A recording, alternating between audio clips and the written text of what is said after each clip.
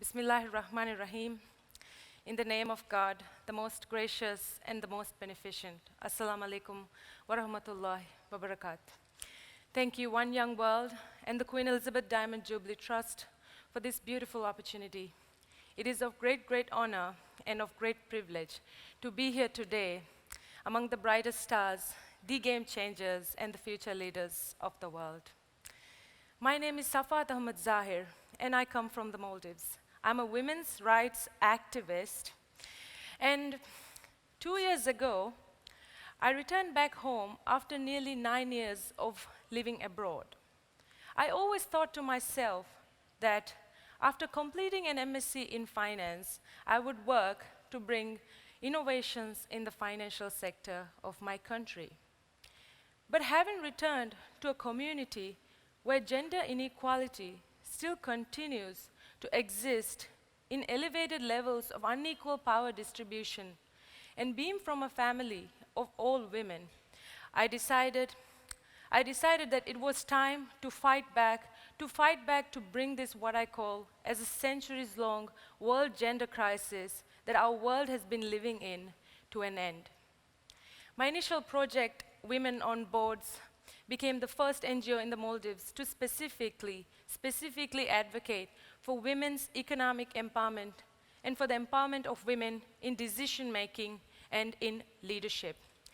As of today, the echoes of this project have scattered across the entire Maldives, and we have seriously encouraged both businesses and the government to consider greater female participation in economic decision-making.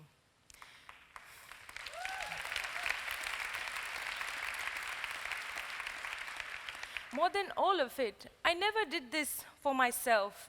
I always did this for my family, for my mother, for my sisters, for my friends, and for my entire nation, and for the whole of womankind, to let the whole world know that we refuse to be victims of a situation that leads us to question our own passion, our own talent, and the reason for our existence itself.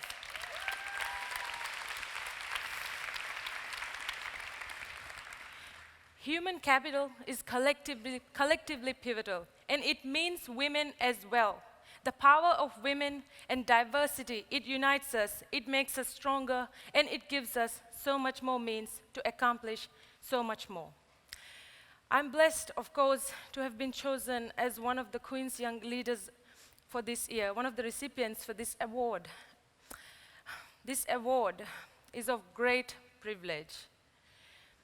The Queen's Young Leaders program and Her Majesty's this program recognizes exemplary young leaders from across the Commonwealth who are leading their communities for the betterment of our future.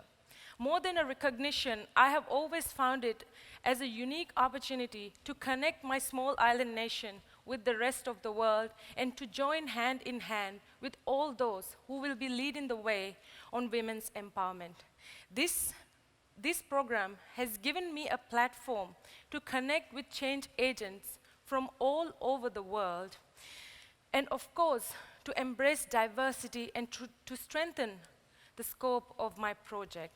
The Queen's Young Leaders program has allowed me to meet with influential people, and most times they were surprised that such a beautiful nation, such a naturally beautiful nation, such as the Maldives, required advocates for women and for democracy.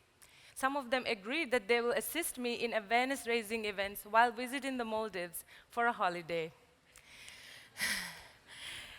I'm just trying to say is that this program has made me learn that the power of collaboration, it is something spiritual. For better or for worse, if we are in the same boat, it's always easier for us to reach our desired destination together.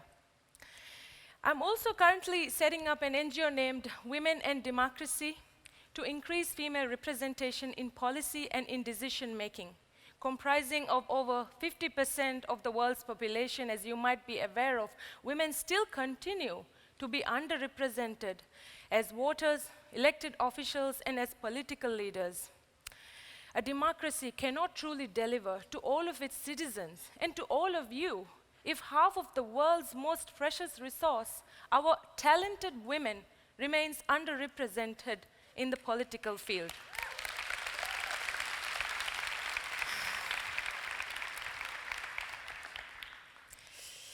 Ladies and gentlemen, may I conclude by saying that gender equality should not just be viewed as a fundamental human right, but rather a way of life and a driver of prosperity.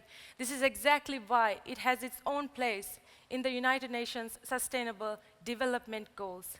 We might not know what the future holds for us, but let us agree that wherever we are and wherever we will be, we will create a future that invests in women, in their education, social status, health, job opportunities, and many more. A future and a world where we will be as much of decision makers for ourselves and our families as much as we will be in businesses and in governments. Thank you. Thank you very, very much.